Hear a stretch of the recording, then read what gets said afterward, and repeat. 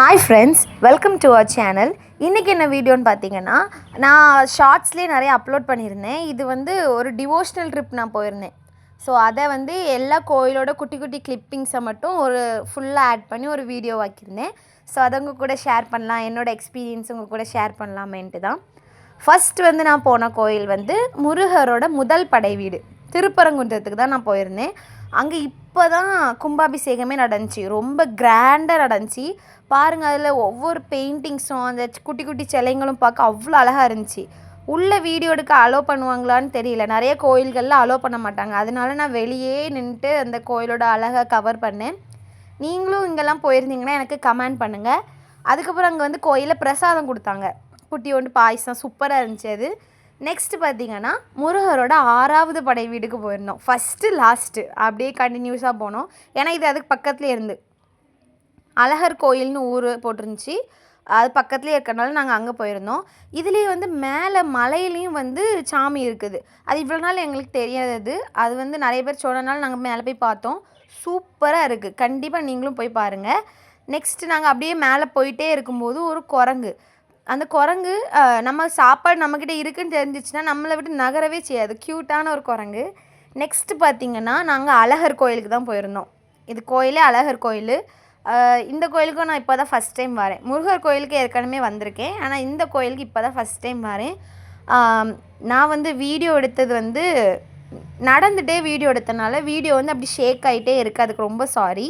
ஏன்னு எடுக்கிற வீடியோஸ்லாம் அப்படி கரெக்டாக நின்று ப்ராப்பராக அப்படி எடுக்கிறேன். இது வந்து நான் யோசிக்கவே இல்லை வீடியோ எப்படி ஷேக் ஆகும் அப்படின்னு யோசிக்கவே இல்லை. உள்ளே நடக்க நான் உங்களுக்கு அப்படி எடுத்துகிட்டே இருந்தேன். இதுதான் வந்து மெயின் என்ட்ரன்ஸ். அதில் ஒரு சாமி மாதிரி ஒருத்தவங்க இருக்காங்களோ, ஒரு சித்தர் மாதிரி இருக்குது அவங்கள பார்க்க. அது அந்த கேட் தான் வந்து மெயின் என்ட்ரன்ஸ். சூப்பராக மலைகளுக்கு இடையில எவ்வளோ அழகாக இருக்குது தெரியுமா அந்த கோயில். கண்டிப்பாக நீங்களும் போய் பாருங்கள். அண்ட் இதுதான் கோயில் கோபுரம். உள்ளே பார்த்தீங்கன்னா குட்டி குட்டி குட்டி குட்டியாக அவ்வளோ சிற்பங்கள் இருக்குது. அப்புறம் இங்கே நிறைய குட்டி குட்டி மண்டபங்கள் இருக்குது. ஆனால் இங்கே எங்களுக்கு மத்தியானம் சாப்பாடு வேறு கிடச்சிச்சு. நாங்கள் கரெக்டாக மத்தியான டைமில் போயிருந்தோம். எங்களுக்கு மத்தியானம் இங்கேயே சாப்பாடு வேறு கிடச்சிச்சு. அது ரொம்ப சந்தோஷமாக இருந்துச்சு, கோயிலே சாப்பாடு கிடச்சது. நெக்ஸ்ட் வந்து பார்த்திங்கன்னா இங்கே நான் ரொம்ப ஆச்சரியப்பட்ட ஒரு விஷயம், இங்கே வந்து சாமிக்கு வந்து ஒரு பெரிய அருவாள் எவ்வளோ இருக்குது பாருங்கள். அது வந்து ரொம்பவே ஆச்சரியமாக இருந்துச்சு, இவ்வளோ அருவா இங்கே இருக்குமா அப்படின்னு. நிறைய பக்தர்கள் வேண்டுதலுக்கு வைப்பாங்கன்னு நான் நினச்சேன், பட் ஆனால் கரெக்டாக தெரில. ஆனால் இங்கே வந்து சாமி வந்து ஒரு கேட்டு, அதை தான் சாமியாக வச்சு கும்பிட்டுட்ருக்காங்க. அதுதான் நம்மளோட கருப்பர் சொல்லமாட சாமின்னு நம்ம சொல்லுவோம், ஆனால் கருப்பசாமி வந்து அதில் தான் இருக்காங்க அப்படின்னு ஒரு ஐதீகம். ரொம்ப சந்தோஷமாக இருந்துச்சு இந்த கோயிலுக்கு போவதுக்கே. நெக்ஸ்ட் அப்படியே வந்தீங்கன்னா நெக்ஸ்ட் பார்த்திங்கன்னா அடுத்த ஒரு முருகர் கோயிலுக்கு வந்துவிட்டோம். இந்த டிவோஷ்னல் ட்ரிப்லேயே நாங்கள் வந்து அறுபடை வீட்டையுமே கவர் பண்ணியிருந்தோம். முருகரோட 6 படை வீடுகளையுமே நாங்கள் கவர் பண்ணியிருந்தோம். முருகர்னாலே மலை மீது இருக்கிற கடவுள். மலையை வந்து அப்படி படிக்கட்டாக, அது வந்து படிக்கட்டு கூட ஷேப் இல்லாமல் அவ்வளோதான் இருந்துச்சு.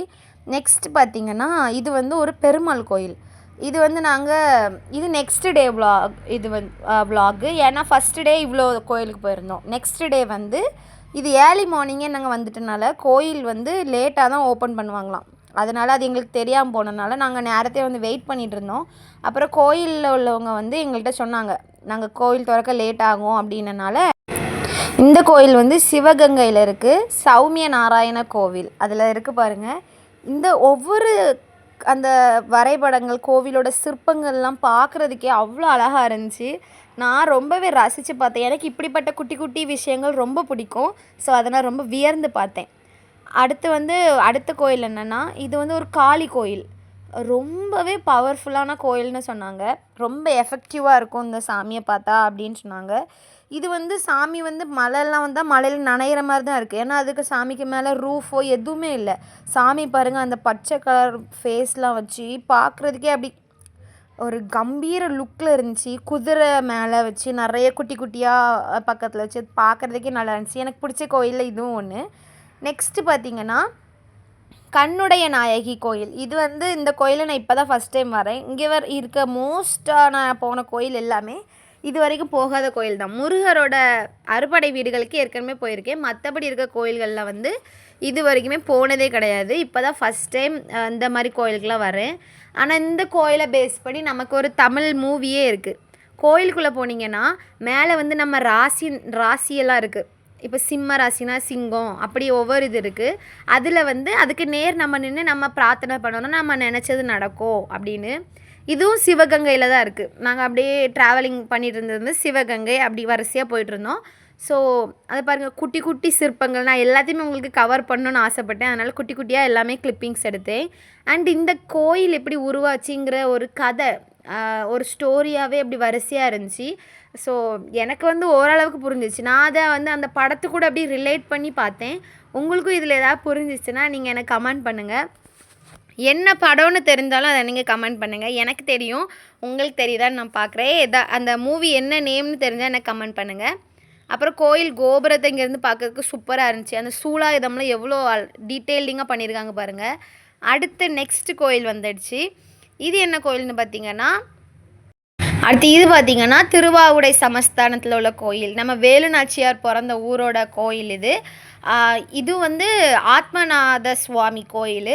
எவ்வளோ அழகாக இருக்குது பாருங்கள். ஒவ்வொரு கோபுரமுமே ரொம்ப பெருசு. இது உள்ளேயும் ஒவ்வொரு இடமா நான் உங்களுக்கு காமிச்சிட்ருக்கேன். ஸோ இந்த வீடியோ உங்களுக்கு பிடிச்சிருந்துன்னா please do like, share and subscribe to our channel.